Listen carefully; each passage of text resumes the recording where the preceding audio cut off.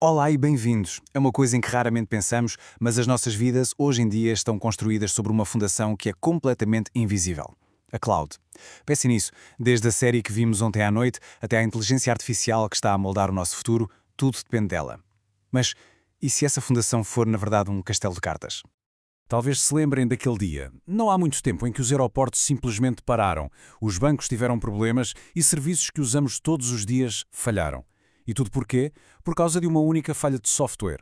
A resposta a esta pergunta revela uma fissura, uma falha profunda e que está a crescer no coração do nosso mundo digital.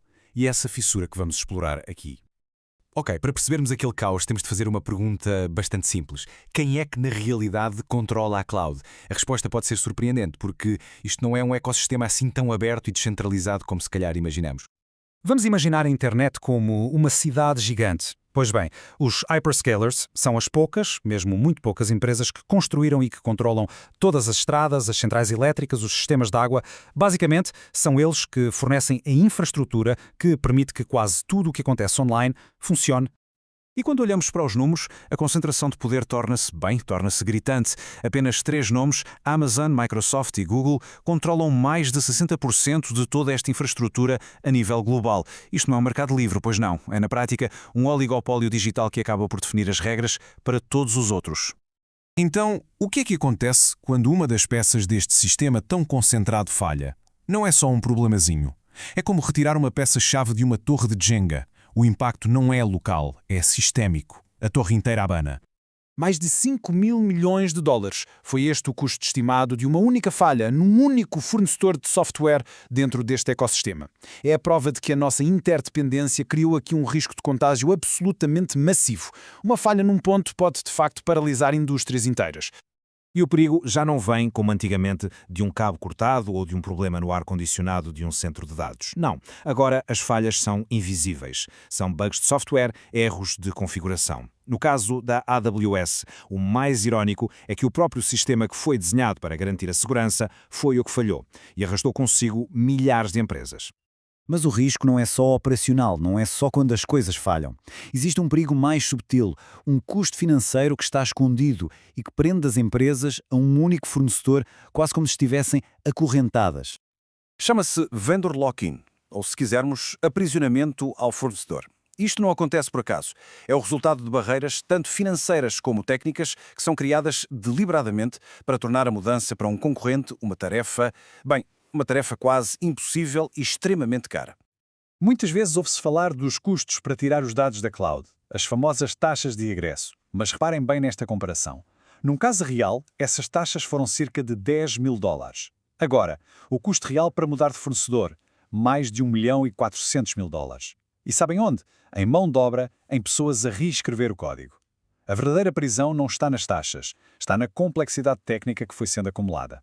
E não são apenas os críticos a dizer isto. A própria Google Cloud admite que o maior obstáculo são mesmo as regras de licenciamento de software. Quer dizer, basicamente os concorrentes criam regras que penalizam financeiramente os clientes se eles se atreverem a usar o software deles noutra cloud. O custo do software pode disparar até 500%. Isto não é uma taxa, é uma penalização. É uma multa desenhada para tornar a concorrência impossível e para garantir que, uma vez que se está dentro daquele ecossistema, não há escapatória fácil.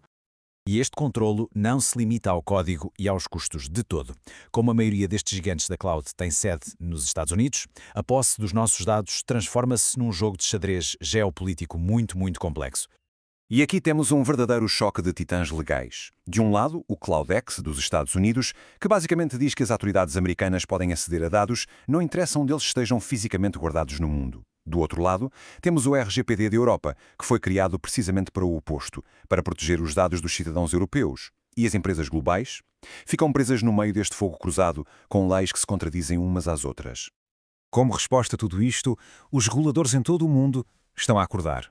A União Europeia, por exemplo, prepara-se para banir completamente as taxas de saída. O Reino Unido está a investigar ativamente estas práticas. O jogo está a mudar e o poder está, lentamente, a ser reequilibrado. Perante todos estes riscos, as falhas catastróficas, os custos que nos aprisionam, as batalhas legais, como é que nos libertamos? Bem, a solução não é fugir da cloud, é usá-la de uma forma mais inteligente, com mais soberania. A estratégia chama-se multi-cloud. É simples. Em vez de apostar tudo num único fornecedor, diversifica-se.